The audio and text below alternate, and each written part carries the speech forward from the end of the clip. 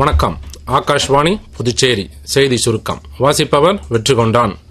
அசாம் முதலமைச்சர் திரு ஹிமந்தா பிஸ்வா சர்மா தலைமையிலான அமைச்சரவை மனிதர்கள் மற்றும் யானைகள் இடையேயான மோதல்களை தீர்ப்பது, சுகாதார விதிமுறைகளை மேம்படுத்துவது மற்றும் பாரம்பரிய தொழிலாளர்களுக்கான நலத்திட்டங்களை மேம்படுத்துவது உள்ளிட்ட திட்டங்களுக்கு ஒப்புதல் அளித்துள்ளது.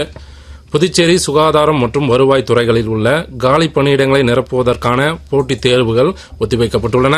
சுகாதாரத்துறையில் ஏஎன்எம், பார்மசிஸ்ட், இசிஜி டெக்னீஷியன் உள்ளிட்ட பணியிடங்களுக்கும், வருவாய்த்துறையில் துணை வட்டாட்சியர் பணியிடங்களுக்குமான போட்டித் தேர்வுகள் இம்மாதம் நடைபெறிருந்த நிலையில் நிர்வாக காரணங்களுக்காக தற்போது தேதி குறிப்பிடாமல் ஒத்திவைக்கப்பட்டுள்ளது.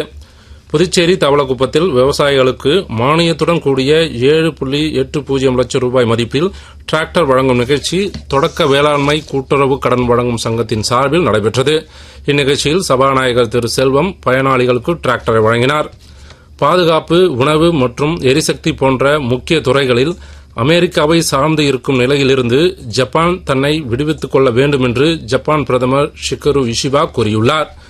அமெரிக்கா ஜப்பான் பொருட்கள் மீதான இறக்குமதி வரியை வரும் ஆகஸ்ட் 1ஆம் தேதி முதல் 25% உயர்த்தியிருப்பதையொட்டி அவர் இவ்வாறு கூறியுள்ளார்.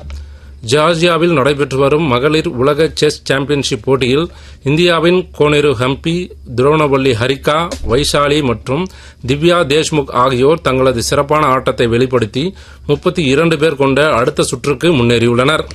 லார்ட்ஸில் நடைபெற்று வரும் இந்தியா இங்கிலாந்து இடையேயான ஆண்டர்சன் டெண்டுல்கர் டிராபியின் 3வது டெஸ்டின் 2வது நாள் முடிவில் இங்கிலாந்து 4 விக்கெட் இழப்பிற்கு 251 ரன்கள் எடுத்துள்ளது. இத்துடன் இந்த செய்தி சுருக்கம் நிறைவு பெறுகிறது.